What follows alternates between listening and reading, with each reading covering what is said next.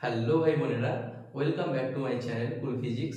তো দেখো, আজকে আমি তোমাদের যেটা পড়াবো সেটা হলো তোমাদের ক্লাস 9 চ্যাপ্টার 4.5 এর যে তোমাদের মিশ্রণের উপাদানের যে পৃথকীকরণ যে চ্যাপ্টারটা আছে তার উপরে আমি তোমাদের আজ ডিটেইলসে বোঝাবো। ঠিক আছে, আশা করি তোমাদের ভালো লাগবে, ভিডিওটা দেখো। ঠিক আছে, তো দেখো, এই চ্যাপ্টারটা পড়তে হলে আমাদের সবার প্রথম যেটা জানতে হবে সেটা হচ্ছে মিশ্রণটা কি। ঠিক আছে, তো দেখো, মিশ্রণ কি যদি তোমাকে কেউ জিজ্ঞাসা করে বা জানতে চায়, তাহলে তুমি বলবে যে পরস্পরের সঙ্গে রাসায়নিক বিক্রিয়া করবে না, অর্থাৎ দুটো পদার্থ পরস্পরের সঙ্গে কোনো কিন্তু রাসায়নিক বিক্রিয়া কিন্তু করবে না, এবং সেরকম দুই বা ততোধিক মৌলিক হোক বা যৌগিক হোক পদার্থকে যে কোনো অনুপাতে তুমি যদি মেশাও, ঠিক আছে, তাহলে আমরা কিন্তু মিশ্রণ পাবো। ঠিক আছে, তাহলে কি বলবো না, পরস্পরের সঙ্গে রাসায়নিক বিক্রিয়া করবে না এরকম দুই বা ততোধিক মৌলিক বা যৌগিক পদার্থকে যে কোনো অনুপাতে মেশালে তাকে বলা হবে মিশ্রণ। এবং আরেকটা জিনিস তোমরা ভালো করে এই সংজ্ঞায় মনে রাখবে যে এই যে দুই বা ততোধিক আমরা যে পদার্থ যে মেশাচ্ছি, ঠিক আছে, এই দুই বা ততোধিক পদার্থ কিন্তু তাদের নিজেদের ধর্ম কিন্তু বজায় রাখবে।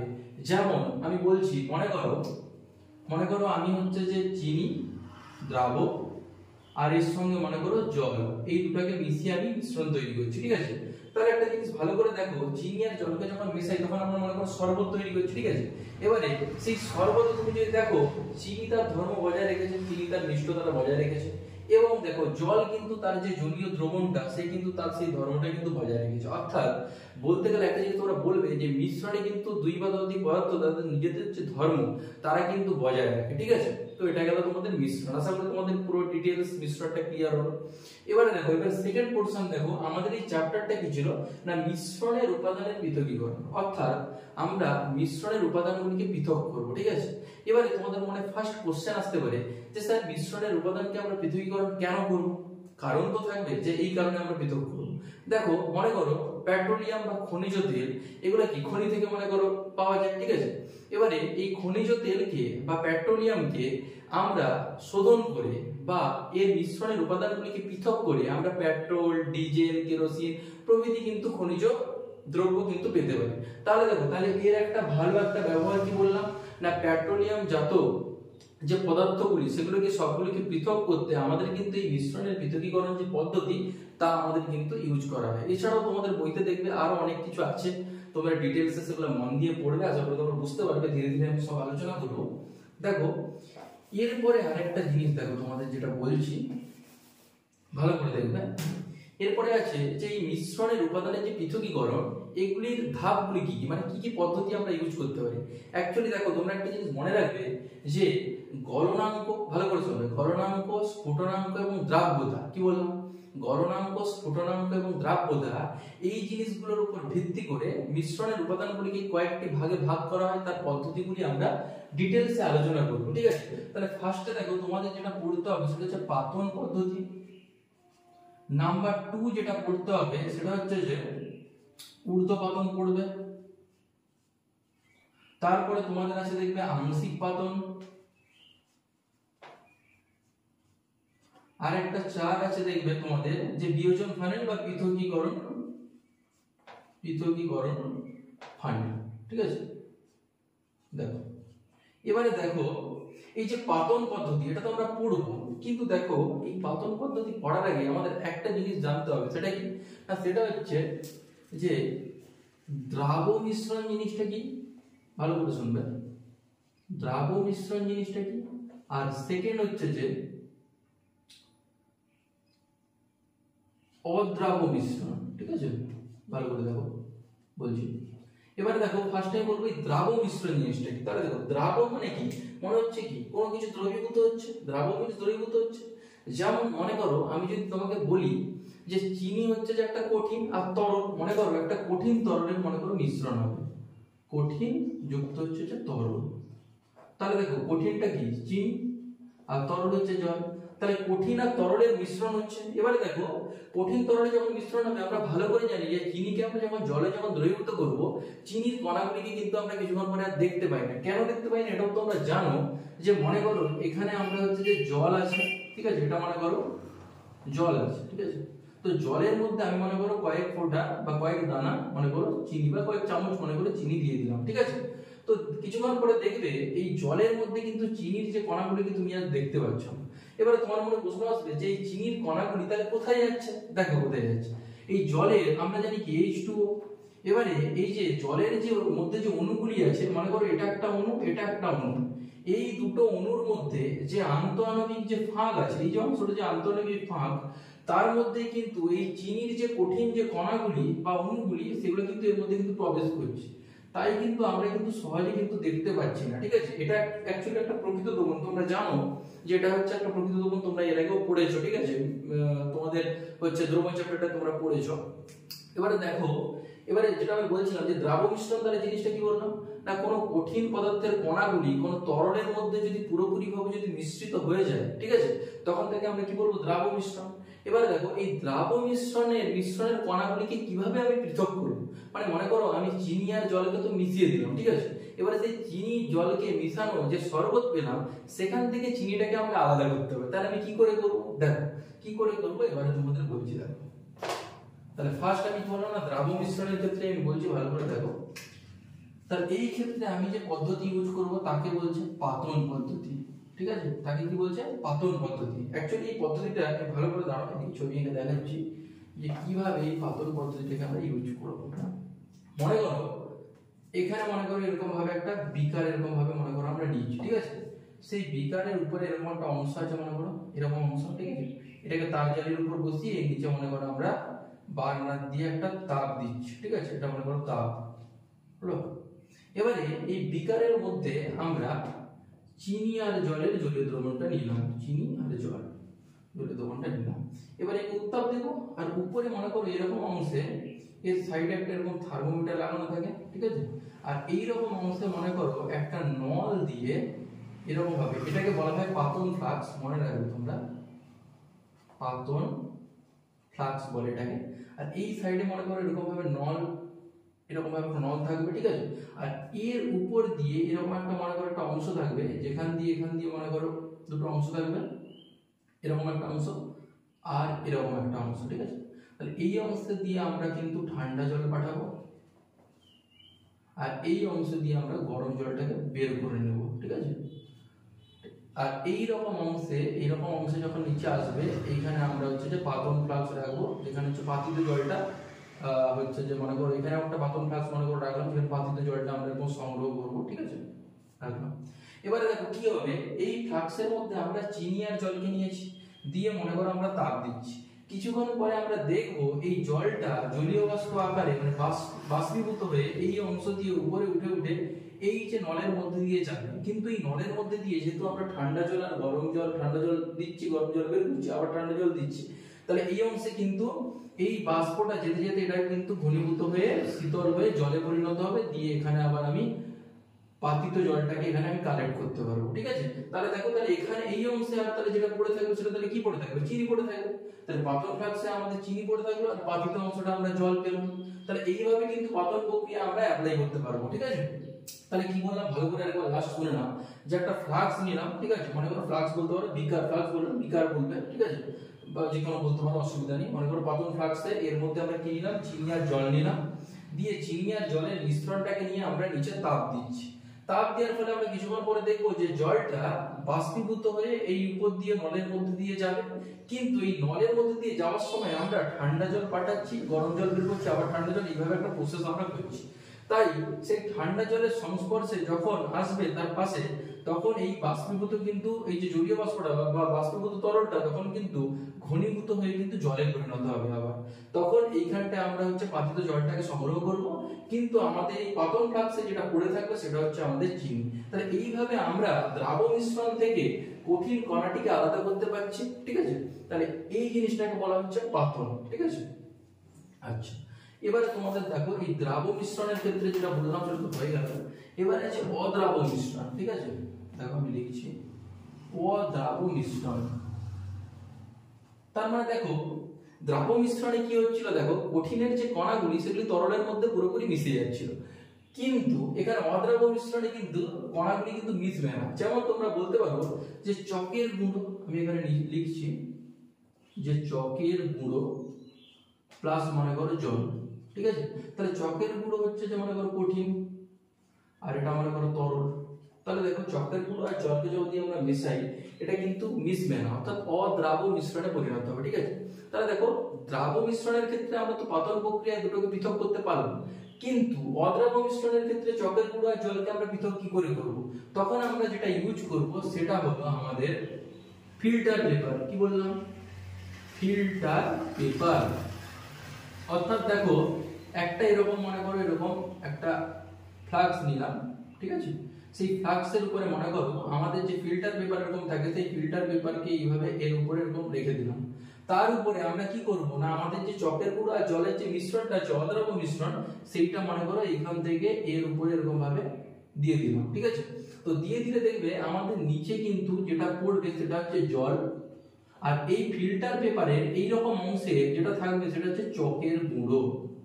ঠিক আছে, আশা করি তোমরা বুঝতে পারলে। তাহলে কি বললাম না, দ্রাব্য মিশ্রণের ক্ষেত্রে কঠিন যে কণাগুলি বা কঠিন পদার্থকে আলাদা করব কি করে?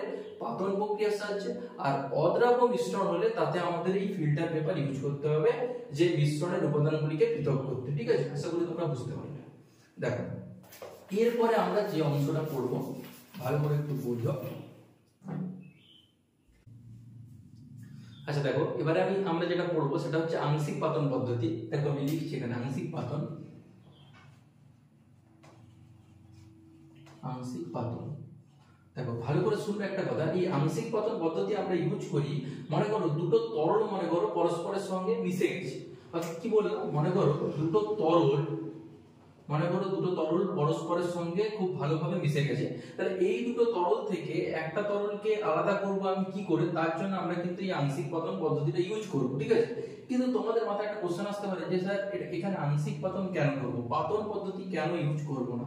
কেন করব না আমি তোমাদের বলছি যে পাতন পদ্ধতি কেন এখানে ইউজ করা যাবে না। তার কারণ হলো মনে করো বিকারের মধ্যে মনে করো এই দুটো তরল আমরা নিচ্ছি। ঠিক আছে, দুটো তরল নিয়ে মনে করো আমরা নির্দিষ্ট একটা উষ্ণতা দিচ্ছি, মনে করো একটা নির্দিষ্ট আমি উষ্ণতা দিচ্ছি। ঠিক আছে, তাহলে নির্দিষ্ট যখন উষ্ণতা দিব তখন দেখবো যে একটা তরলের মনে করো উদ্বায়ী বেশি আর একটা তরল মনে করো উদ্বায়ী অনেকটা কম। তাহলে সেই ক্ষেত্রে কি হবে, আমরা যখন নিচে যখন টেম্পারেচার হিট যখন দিব তখন আমরা দেখবো যে দুটো তরলই বাষ্পীভূত হচ্ছে। ঠিক আছে, এবারে সেই দুটো তরলের যে বাষ্প একত্রে মিলে যাবে, অর্থাৎ আমাদের যে প্রদত্ত যে তরলটা আমরা যে আলাদা করতে চাইছিলাম সেটা কিন্তু আমরা আর পাবো না। তাই জন্য আমরা কিন্তু এখানে পাতন পদ্ধতি ইউজ করি না। মনে রাখবে এই আংশিক পাতন পদ্ধতিটা আমরা সেখানে ইউজ করতে পারবো যেখানে মনে করো দুটো মিশ্রণের তাদের ওই যে দুটো যে মিশ্রণের যে পদার্থগুলি তাদের মধ্যে যে মিশ্রণের যে স্ফুটনাঙ্কের যে পার্থক্য মোটামুটি 25 ডিগ্রির যদি কম হয় বা 10 ডিগ্রি সেন্টিগ্রেড থেকে যদি মনে করো 20 ডিগ্রি সেন্টিগ্রেডের মধ্যে থাকে।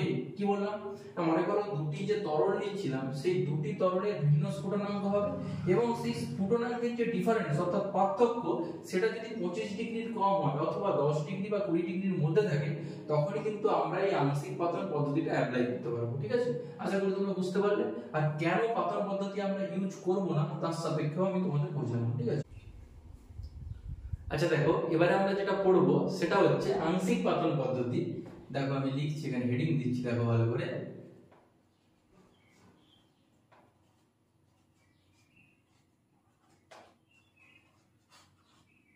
আংশিক পাতন পদ্ধতি। ঠিক আছে, তাহলে দেখো এই আংশিক পাতন পদ্ধতির জন্য সেই একই রকম ভাবে আমাদের দেখো একটা পাতন ফ্লাক্স এখানে নিতে হবে। ঠিক আছে, এবারে সেই পাতন ফ্লাক্সের উপরে দেখো এরকম ভাবে একটা অংশীকরণ স্তম্ভকে অ্যাটাচ করতে হবে। কি বললাম, অংশীকরণ স্তম্ভ, যার মধ্যে দেখো কাঁচের বাল্বের মতো কিছু অংশ এরকম ভাবে দেখো অ্যাটাচ করা থাকে ওর মধ্যে। ঠিক আছে, তো একে কি বলছে আমি লিখে দিই এখানে অংশীকরণ স্তম্ভ। এর কাজ আমি তোমাদের এক্ষুনি বলবো, অংশীকরণ স্তম্ভ। আর এটা তোমরা অলরেডি জানো এর নাম হচ্ছে পাতন ফ্লাক্স। ঠিক আছে, আচ্ছা দেখো এবারে এর মধ্যে পাতন ফ্লাক্সের মধ্যে আমাদের দুটো তরল নিতে হবে, তরল যুক্ত মনে করো তরল। ঠিক আছে, এবারে এই তরল দুটি কি কি মনে করো আমি নিচ্ছি এখানে এই তরল দুটির হচ্ছে এখানে নিচে লিখে দিচ্ছি। একটা হচ্ছে মনে করো অ্যাসিটোন, যার বয়েলিং পয়েন্ট বা হচ্ছে তোমাদের স্ফুটনাঙ্কটা 56 ডিগ্রি সেন্টিগ্রেড। ঠিক আছে, আর একটা হলো মিথানল, সেটা হচ্ছে 65°C, ঠিক আছে। তাহলে এই যে পাতন ফ্লাক্সের মধ্যে দুটো যে তরল নিলাম কি কি, একটা হচ্ছে অ্যাসিটন 56°C আর একটা হচ্ছে মিথানল 65°C, দুটো স্ফুটনাঙ্ক লিখলাম, ঠিক আছে। এর উপরে দেখো এই যে অংশীকরণ স্তম্ভ, তার উপরে একটা এরকম থার্মোমিটার লাগানো থাকে, ঠিক আছে। এবারে তার পাশ দিয়ে মনে করো এরকম সাইড দিয়ে এরকম মনে করো অংশ দিয়ে আমরা একটা নল এরকম ভাবে মনে করো বের করলাম, ঠিক আছে। একই রকম ভাবে সে আগের মতো নল বের করলাম। এবার এই নলে এরকম সাইডে সেই আগের মতো এরকম একটা মনে করো কভার এরকম করলাম। সেই কভারের মধ্যে দিয়ে মনে করো এখানে আমরা হচ্ছে যে কি করব না ঠান্ডা জল দেব, আর এই উপর দিয়ে আমরা গরম জলটাকে বের করব। তাহলে এইভাবে প্রসেসটা চলবে, ঠান্ডা জল যাবে, গরম জল বেরোবে, আবার ঠান্ডা জল, এরকম ভাবে চলবে। তাহলে দেখো, তাহলে এইখান দিয়ে আমরা কিন্তু পরে কিন্তু প্রদত্ত কিন্তু আমরা জলটি পাবো, ঠিক আছে। তাহলে দেখো প্রদত্ত তরলটি পাবো, সরি জল বলছি। তাহলে দেখো এখানে কি হচ্ছে, আমি আরেকবার বলছি ভালো করে। তাহলে দেখো এখানে অ্যাসিটন আর মিথানল এই দুটো এখানে নিলাম, দিয়ে আমরা নিচে কি করব না এখানে তারজারির উপরে রেখে বার্নার দিয়ে মনে করো একে তাপ দেব, ঠিক আছে। দেখো তাপ দেব, তাহলে তাপ দিয়ে দেখবে কিছুক্ষণ পরে দেখবো যে আমরা কি করব না যার স্ফুটনাঙ্ক কম, কি বললাম না যে তরলের স্ফুটনাঙ্ক কম সেই কম স্ফুটনাঙ্কের তরলের ওপর আমরা কি করব সেই একই পরিমাণ তাপটা কিন্তু এখানে দেব। দিলে কি হবে, যার স্ফুটনাঙ্ক কম সে কি হবে বাষ্পীভূত হয়ে যাবে, ঠিক আছে।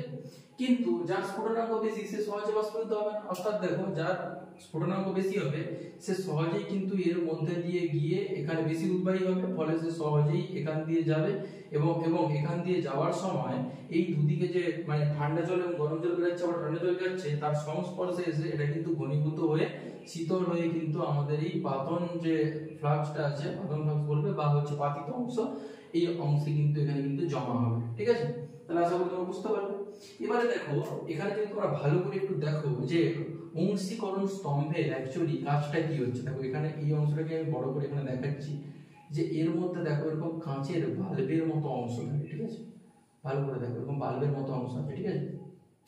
এবারে যেই মুহূর্তে দেখবে যে কম স্ফুটনাঙ্কের যে তরলটা বাষ্পীভূত হয়ে উপরে গিয়ে সে তো এর মধ্যে দিয়ে প্রবেশ করে এখানে চলে গেল, কিন্তু বেশি স্ফুটনাঙ্কের যে তরলটা সেটা হচ্ছে কম উদ্বাহী হবে, ঠিক আছে। তাই সে সহজেই কিন্তু এর মধ্যে দিয়ে ধীরে ধীরে ধীরে ধীরে যাবে, কিন্তু এই কাঁচের যে বাল্বের যে অংশগুলোতে ধাক্কা খেয়ে এখানে শীতল হয়ে সে পুনরায় কিন্তু আবার এই পাতিত ফ্লাক্সের মধ্যে ফিরে আসবে। তাহলে কি বললাম, যে বেশি উদ্বাহী হবে সে হচ্ছে যে কি হবে না সহজেই এর মধ্যে দিয়ে গিয়ে বাইরে বেরিয়ে চলে যেতে পারবে, কিন্তু যে কম উদ্বাহী হবে সে কিন্তু এই অংশীকরণ স্তম্ভের মধ্যে এই কাঁচের গায়ে লেগে শীতল হয়ে ঘনীভূত হয়ে আবার কিন্তু পাতন ফ্লাক্সে চলে আসবে। তাই জন্য এখানে আমি তোমাদের বললাম যে দুটি ভিন্ন স্ফুটনাঙ্কের তরল নিতে হবে, তাদের মধ্যে মোটামুটি ডিফারেন্স থাকবে হয় 25°র কম, ঠিক আছে, মানে 10 থেকে 20 মধ্যে হবে পার্থক্যটা, ঠিক আছে। এবারে সেই স্ফুটনাঙ্ক দুটোর মধ্যে যার স্ফুটনাঙ্ক কম সেই কম স্ফুটনাঙ্কের যে আমাদের যে উষ্ণতা সেই উষ্ণতায় এই হচ্ছে যে পাতন ফ্লাক্সটাকে গরম করতে হবে, ঠিক আছে। গরম করলে যার স্ফুটনাঙ্ক কম সেই কম স্ফুটনাঙ্কের তরলটা কিন্তু বেশি উদ্বাহী হয়ে যাবে, ফলে সে সহজেই কিন্তু এই অংশীকরণ স্তম্ভের মধ্যে দিয়ে গিয়ে বাইরে বেরিয়ে এসে আমাদের পাতিত অংশে কিন্তু ওটা আসবে। কিন্তু যেটা কম উদ্বাহী হবে সে এখান থেকে উপরে ওঠার সময় এরকম ভাবে এই কাঁচের বাল্বের সংস্পর্শে এসে শীতল হয়ে ঘনীভূত হয়ে আবার কিন্তু এই পাতন ফ্লাক্সে জমা হবে। তাহলে এখানে তোমরা কি কি করলে আশা করি বুঝতে পারলে যে অংশীকরণ স্তম্ভ কি এবং এর মধ্যে কিভাবে কাজটা হচ্ছে এই আংশিক পাতন পদ্ধতিতে, আশা করি তোমরা বুঝতে পারলে। তবু তোমার যদি কোনো অসুবিধা হয় আমাকে বলবে, ঠিক আছে। আচ্ছা দেখো, তাহলে এরপরে আমাদের যেটা আমরা জানবো সেটা হচ্ছে ঊর্ধ্বপাতন পদ্ধতি, ঠিক আছে। দেখো এরপরে আমরা কি পড়ব না ঊর্ধ্বপাতন পদ্ধতি। তাহলে দেখো এই ঊর্ধ্বপাতন পদ্ধতিটা একদমই সোজা। মনে করো যে কোনো মনে করো কঠিন পদার্থ আছে যাদেরকে তাপ দিলে তারা তরল না হয়ে সহজেই বাষ্পে পরিণত হয়। কি বলবো, কোনো কঠিন পদার্থ আছে যাদেরকে তাপ দিলে তরলে পরিণত না হয়ে তারা সরাসরি বাষ্পে পরিণত হয়, তাদেরকে আমরা কিন্তু এই ঊর্ধ্বপাতন পদ্ধতি সাহায্যে কিন্তু পৃথক করতে পারি, ঠিক আছে। যেরকম তোমরা বলতে পারো যে বালি ও আয়োডিন, বালি আর আয়োডিনের মিশ্রণকে কিন্তু এই ঊর্ধ্বপাতন পদ্ধতির সাহায্যে কিন্তু পৃথক করা হয়, ঠিক আছে। আশা করি তোমরা বুঝতে পারলে। এরপরে তোমাদের যেটা আছে সেটা হলো পৃথকীকরণ ফানেল।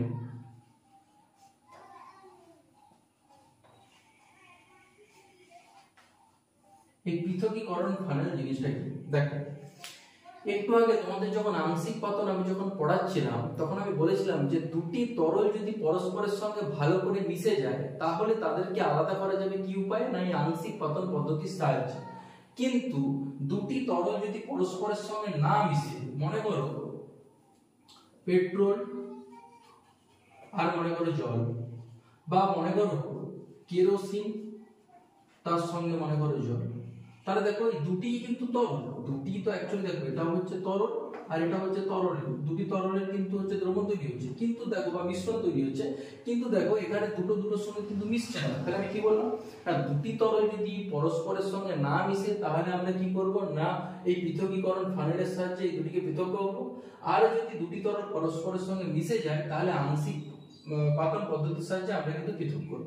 এবারে আমরা একটু দেখে নিই যে এই পৃথকীকরণ ফানেলটা কিভাবে কাজ করছে বা কি হচ্ছে। দেখো এই অংশে দেখো তোমরা দেখবে যে এইরকম ভাবে মনে করো একটা ফানেল নিলাম আমি, ঠিক আছে, ফানেলটাকে মনে করো উল্টে এরকম ভাবে রাখলাম, ঠিক আছে, এইখানে মনে করো একটা ঢাকনা এরকম সেট করা আছে, মনে করো বা ঢাকনা ছাড়ো এখানে মনে করো এরকম ভাবে একটা অংশ আছে, এখানে মনে করো চাবি সিস্টেম করা আছে, ঠিক আছে।